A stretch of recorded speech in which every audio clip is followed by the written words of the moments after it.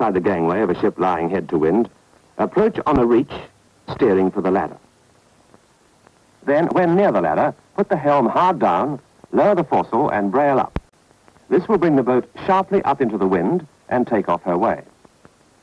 Remember that a heavily laden boat will carry her way far further than a lightly laden one, and due allowance must be made for this.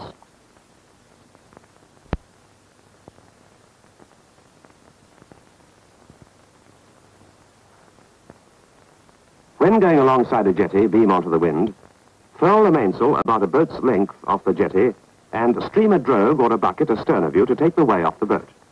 Then allow the boat to drift alongside on the foresail and mizzen. The coxswain would have been wiser in this instance to have allowed more drift. When going alongside a jetty before the wind, furl your sails well to seaward and stream a drogue or a bucket to take the way off the boat as it goes alongside.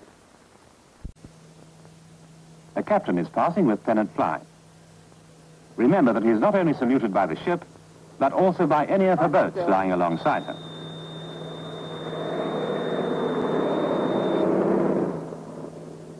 Carry on. Seamanship not only includes common sense rules for safety, but also consideration and courtesy to others. It is unwise to pass close ahead or astern of a ship at anchor, because you cannot see any approaching boat or obstruction in time to take avoiding action, and you may also foul the ship's cables.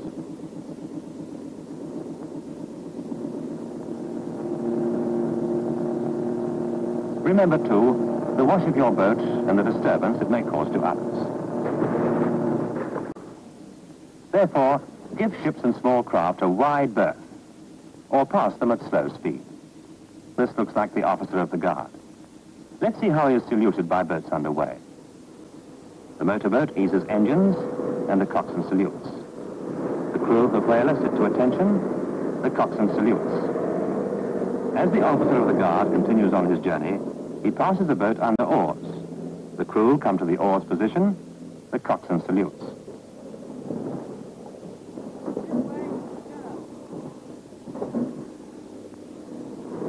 The boat under sail, lets fly her sheets. The coxswain salutes.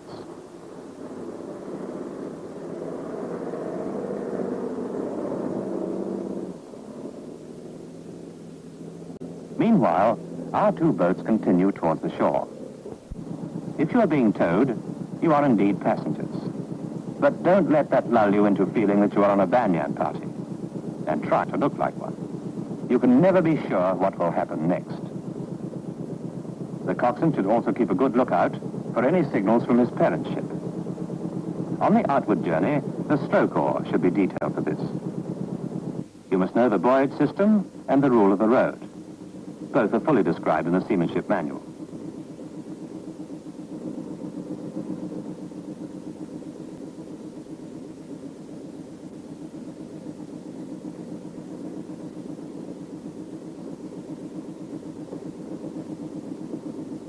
Remember that vessels towing do not have right-of-way over others, and that in narrow channels, vessels keep to the starboard side.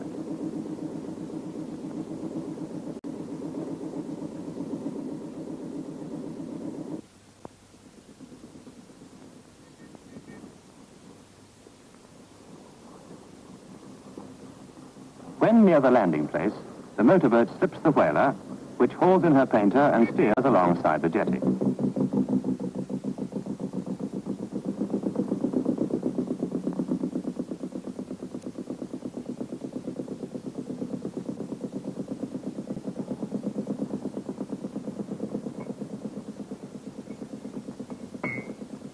The motorboat goes round and will secure alongside and astern of the whaler.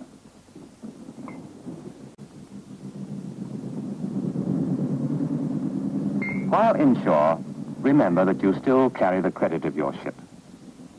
Keep a weather eye lifted for officers of other services, and maintain the tradition of your own service for smartness and courtesy. Wherever you may be, and whatever you may be doing, remember, crews are called to attention and the coxswain salutes.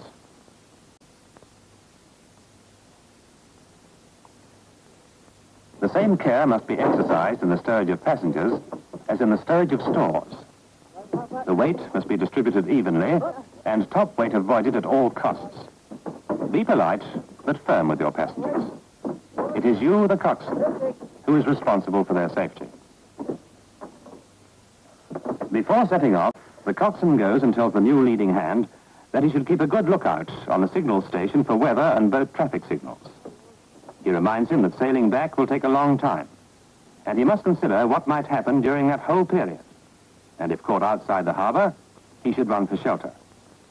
He suggests it might be a good idea to reef down before sailing. Such words of advice give confidence.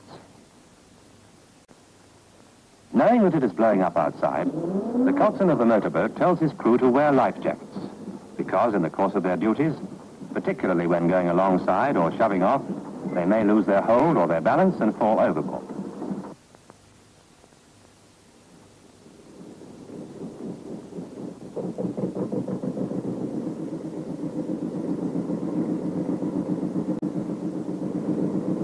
The wind puts a great strain on a sailing boat, and no detail of rigging can afford to be overlooked.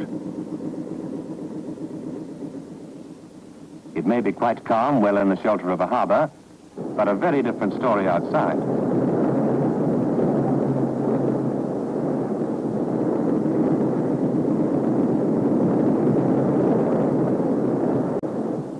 The coxswain of the whaler breaks off from rigging his boat when he sees the local warning signal hoisted. He decides not to return to his ship until the weather improves. So he goes to inform the main signal office so that his ship may be told of his movements.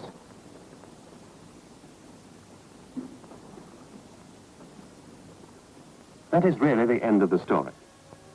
The whaler waited till the weather improved and then returned under sail. She comes in to secure alongside the motorboat, which arrived several hours earlier. Whether it is your first trip as coxswain or you handle an admiral's barge, it is your boat and under your control. You are responsible for the boat's safety and appearance, the bearing of the crew, and for the safety of the stores and passengers. By using your common sense and experience, you can do much to maintain the traditions of the sea.